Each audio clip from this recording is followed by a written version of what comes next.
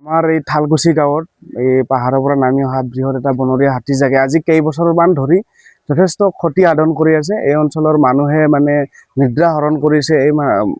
মানে এই অঞ্চলৰ মানুহে মানে টোপনি যাব নোৱাৰে, ৰাতি বিভিন্ন ধৰণৰ ক্ষতি সাধন কৰিছে। মানুহে খেতি কৰিব নোৱাৰে, ধান খেতি কৰিব নোৱাৰে, ধান খেতি তেওঁলোকে খাই তহিলং কৰে, মানুহৰ ঘৰ বাৰী ভাঙি নষ্ট কৰে।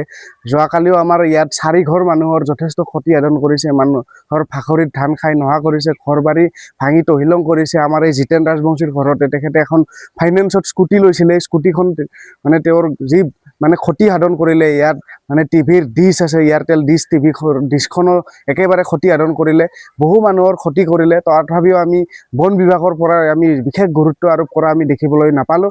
ইয়াত যদিও চৰকাৰী মানে ফেন্সিঙৰ ব্যৱস্থা কৰিছিল, ফেন্সিংখিনি একেবাৰে নিম্নমানৰ কাম কৰাৰ বাবে ঠিকাদাৰে এই ফেন্সিঙৰ পৰা আমাৰ ৰাইজে কোনো ধৰণৰ উপকৃত নহ'ল। আৰু আমি বন বিভাগক আমি দাবী জনাইছোঁ, তেওঁলোকে অন্তত এই অঞ্চলত তেওঁলোকৰ মানে বন বিভাগৰ ইয়াত স্থাপন কৰি তেওঁলোকে যাতে এই মানুহখিনিক সুৰক্ষা প্ৰদান কৰাৰ কাৰণে ব্যৱস্থা কৰিব লাগে।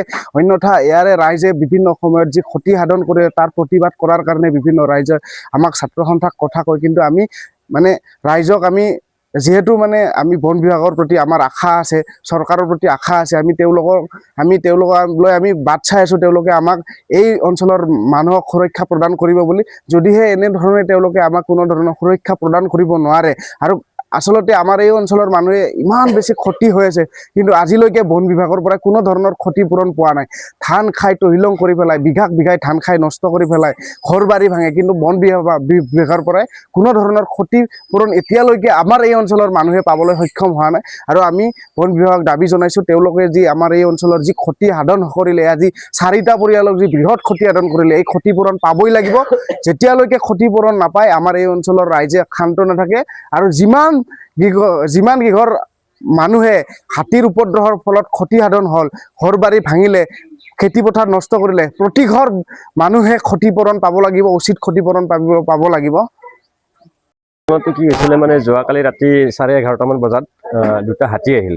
2টা হাতী আহি কিনে মানে আমি কেইজন মানে খেদাৰ কাৰণে চেষ্টা কৰিলোঁ, কিন্তু বৰষুণৰ কাৰণে বেছি মানুহো লগ নাপালোঁতো, সেইকাৰণে মানে খেদিব মানে নোৱাৰিলোঁ। তাৰপিছত হ'ল আপোনাৰ কি মানে ডাইৰেক্ট ঘৰৰ পিনে সোমাই আহি পেলাই আপোনাৰ কি হ'ল মানে মোৰ গোৱালি ঘৰটো মানে পূৰা চাৰখাৰ কৰি ভাঙি দিলে। তাৰপিছত গোৱালি ঘৰটো ভাঙিছে, মোৰ ইমান বেয়া লগা নাছিল, কিন্তু মোৰ বাৰাণ্ডাত মানে সদায় স্কুটিখন মানে ৰাখি থওঁ।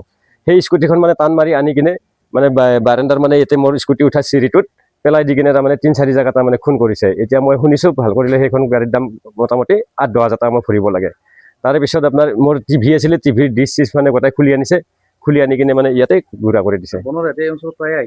বনৰীয়া হাতী ইয়াতে প্ৰায় আহি থাকে, কিন্তু এনেকুৱা অনিষ্ট কৰা নাছিল আজিলৈকে। মানুহখিনি মানে জাগ্ৰত হৈ কিনে মানে খেদি আছিল আগতে। বন বিভাগৰ লগত যোৱাকালি মানে খবৰ লোৱা নহ'ল, মানে কোনো ক'তো ওলাব পৰা নাইতো বৰষুণৰ কাৰণে। তাৰপিছত আপোনাৰ এনে আগে পিছে বন বিভাগৰ লগত যদিও যোগাযোগটো ৰখা হয়, সিহঁতে মানে বেছি গুৰুত্বভাৱে নলয় কেছবিলাক।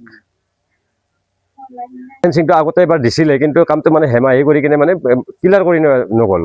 এনে মানে দি থৈ দিছে ৰাইজক দেখাকে, কিন্তু কাম মানে তাৰ পৰা একো কাম হোৱা নাই, ৰাইজৰ উপকাৰ হোৱা নাই।